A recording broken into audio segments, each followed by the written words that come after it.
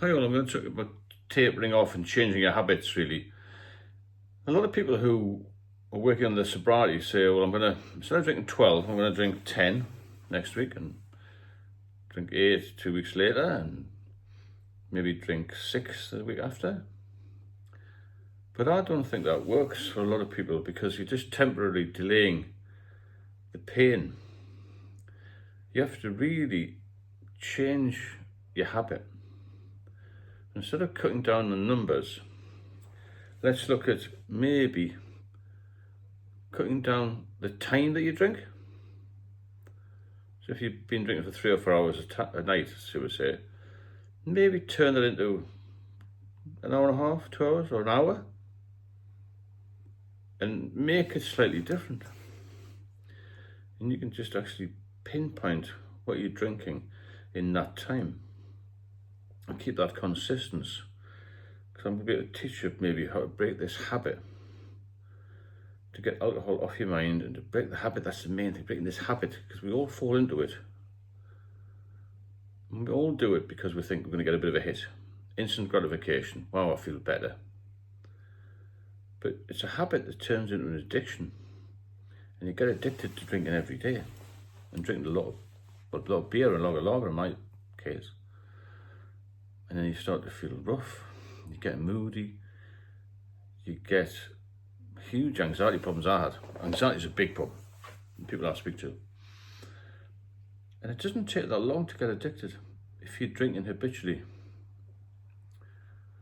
you need to start looking at your diet as well. So you've got to try and get to the point where you're going to break the habits of drinking for 3 or 4 hours, going to the pub and just minimize the time. There's a lot of people aren't totally dependent, as in they're going to have a seizure. Some people could just stop. But don't do that unless you are confident about that. If you're really dependent, you've got to get some help. But let's try and cut down the time. So instead of having 2-hour drinks, try an hour. Yeah? And then maybe cut it down a little bit the next day or next week. And try and cut your time down. So you see how much you drink in the first 20 minutes, for instance? Because most people have a bit of a thirst on, don't they? Dying to get a drink. That's what I was like. Next 20 minutes, see what you're drinking then. And the third 20 minutes, when you're probably drinking then, just out of habit. But you've got to try and slow it all down. Yeah? Because if you're just cutting down numbers, it's not really breaking the habit, is it? But the time thing will break the habit. It certainly works for a lot of people. Because they've got more time to do other things then. And they're trying to break this habit of sitting all night. It's like me, I used to go to the pub, instead of having an hour in there, I'd have 3 hours in there. It's filling in time, a lot of it is, isn't it? So you've got to try and completely change your mindset on this. You know, people say, oh, I've had a really long day at work, I'm going to hit the booze. And you get a couple of drinks down and you think, oh, I feel really instantly good. But you're going to suffer the next day. And with age, things will get worse and worse and worse. And that's the thing. Yeah. So try this for 30 days. And try to cut it down by half. The time. I'm not saying about the actual quantity.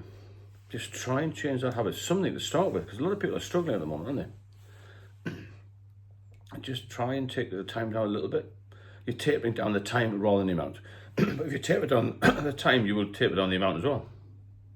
And see how you feel. And this time you've got spare, you can fill it with something else. Because it is habitual, isn't it? Finish at 5, go to the shops, get 6 cans of beer, 12 cans of beer, whatever you drink, 3 bottles of wine, 2 bottles of wine, and then go home and sit from 6, or maybe make a meal. And I used to cook and have a drink. It was just another excuse for a drink, wasn't it? So I would end up drinking if I was on a 9 to 5 shift, for instance.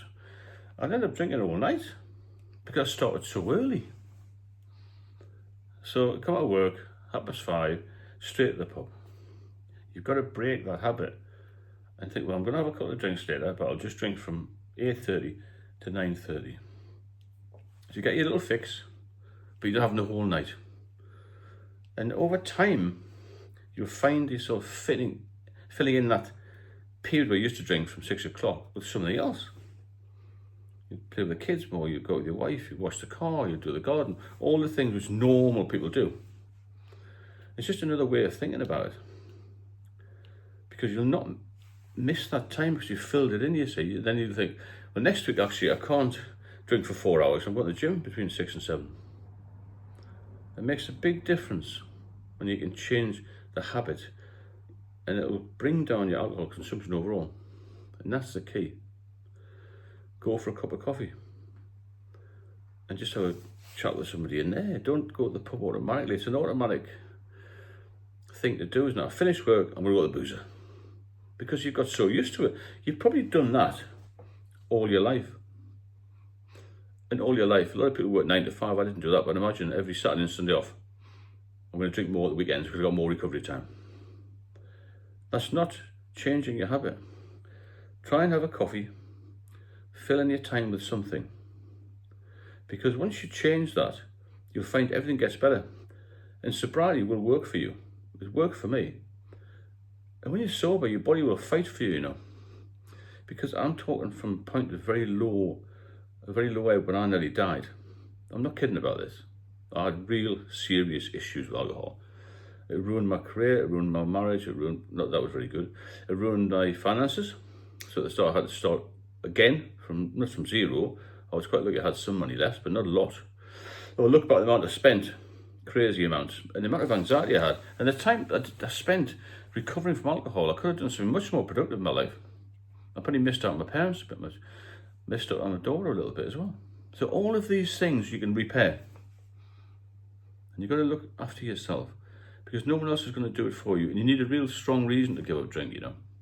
You can't just say, oh, I'm going to give up next Saturday. You've got to look at it as a long-term project for life, isn't it? It sounds a huge, huge emotional hit. You can't have a drink again the rest of your life. But if you're a problem drinker, it's the only way that you're going to recover. It's as simple as that. You can't just have 1 or 2 on a Saturday when you're watching the football or at the races. That's not the type of drinkers we are. We're problem drinkers, aren't we? That's what we are. We're problem drinkers. That's why we're doing this. That's why we watch the channel. That's why we're interested. That's why we Google things. That's why we're always in trouble in some ways. And that's why it's a full-time job to try and drink. You've got to have a system in place to sneak drink around. It's hard work, isn't it? Drinking takes the focus off the rest of your life. You're not looking after yourself. You're not looking after your kids. You're not looking after your family. You're not looking after your work, your investments, your future. It's the big thing. You're not looking after your future. Because I'm on the wrong side of 60 now, but I'm a lot better off health-wise than anybody I know who drinks. Because my body is clean now and rid of alcohol and rid of the poison. So think about that. Instead of tapering off 10, 9, 8, 7, 6, 5, 4, 3, 2, 1, try and do it with time. And fill the time with something more productive, more healthy. And then the healthy habits will take over. Then you might not fancy so much time drinking.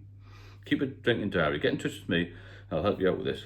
I think it's a good thing to focus on. It's a change of what you've been doing for years. Trying to cut down by stopping the intake. Let's cut down the time.